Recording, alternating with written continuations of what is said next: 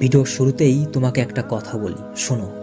কি তোমার দুঃখের কারণ, কি তোমার কষ্টের কারণ, কি তোমার হতাশার কারণ? হ্যাঁ, আমি হয়তো জানি না, তবে আমি এটা জানি যে তোমার দুঃখ কষ্টের কারণ যা কিছুই হোক না কেন, এগুলো কিন্তু ক্ষণস্থায়ী। হ্যাঁ, এগুলো ক্ষণস্থায়ী। তাই এত হতাশ হইও না, এত দুঃখ কষ্ট নিও না। মনে রেখো, সৃষ্টিকর্তা যদি রাতের পরের দিনের আলো নিয়ে আসতে পারে, তবে সে তোমার কষ্ট দুঃখের দিনের পরেও অবশ্যই সুখ নিয়ে আসবে। শুধু একটু ধৈর্য ধরো। তোমাকে বলি, শোনো, এ সমাজের মানুষগুলো একটু অন্যরকম। হ্যাঁ, এ সমাজের মানুষগুলো একটু অন্যরকম। এ সমাজটা একটু অন্যরকম।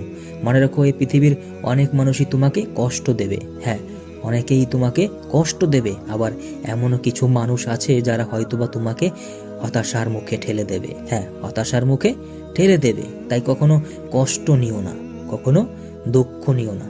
মনে রাখো, এ পৃথিবীর মানুষ তোমাকে যতই দুঃখ কষ্ট দিক না কেন, সুখটা কিন্তু তোমার ভেতরেই তৈরি করতে হবে। হ্যাঁ, সুখটা তোমার ভেতরেই তৈরি করতে হবে।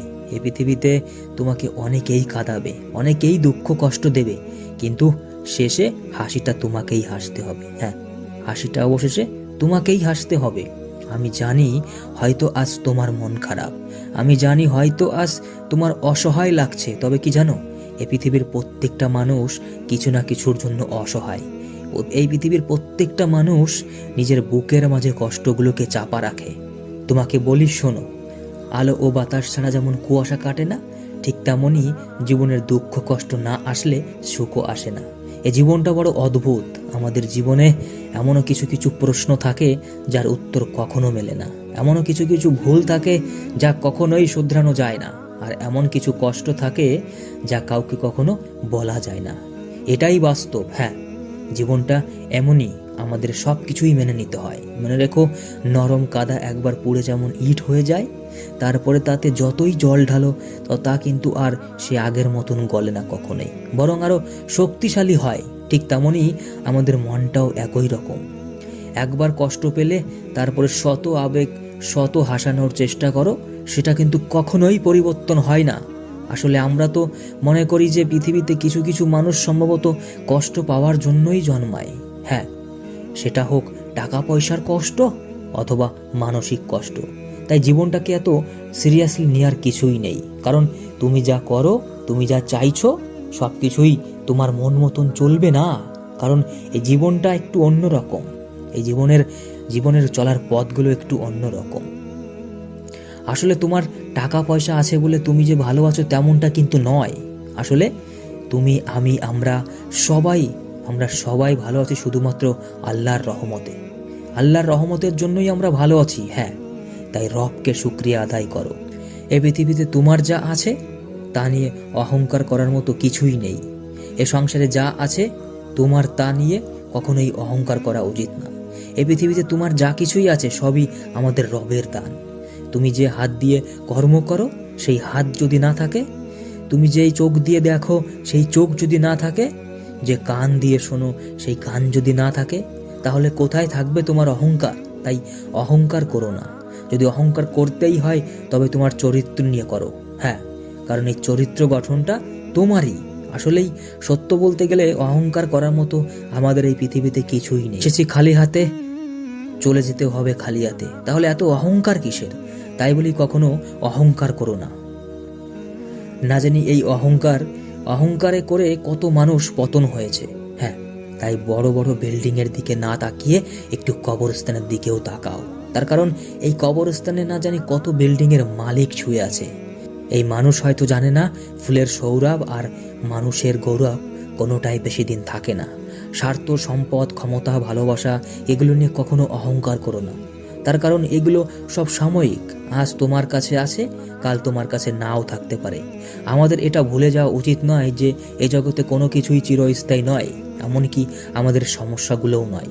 মনে রেখো, যারা স্বার্থপর তারা কখনোই আপন হয় না। তার কারণ স্বার্থ শব্দের পরেও তো পর শব্দটি থেকে যায়। তুমি হয়তো দেখেছো, এই পৃথিবীর মানুষ প্রচুর নিজের করে।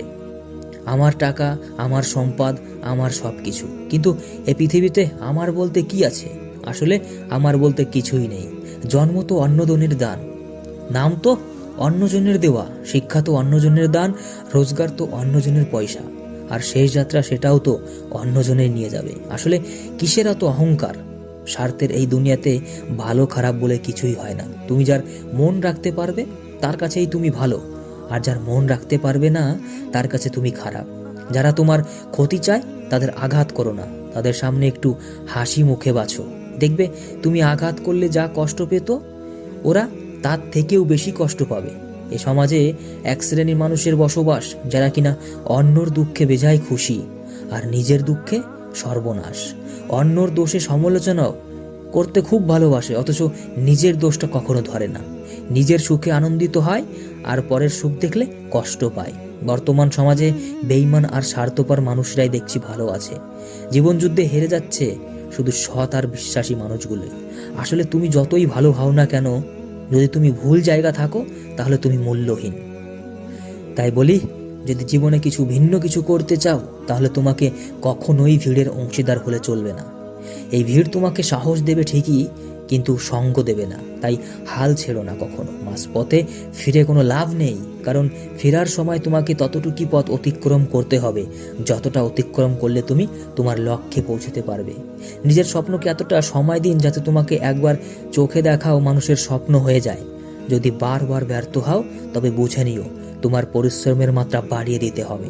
এ সমাজে দুই ধরনের লোক আছে যারা তোমাকে বলবে যে তুই কখনো সফল হতে পারবি না। এক, যারা যারা চেষ্টা করতে ভয় পায়, আর দুই, যারা তোমার সফলতাকে ভয় পায়। তাই কখনো চিন্তা করো না, কখনো দুঃখ করো না এ সমাজের মানুষ কি বলবে, কি ভাববে তা নিয়ে। তোমার রক্ত জানে তোমার অন্তরে কি রয়েছে, এতটুকুই যথেষ্ট।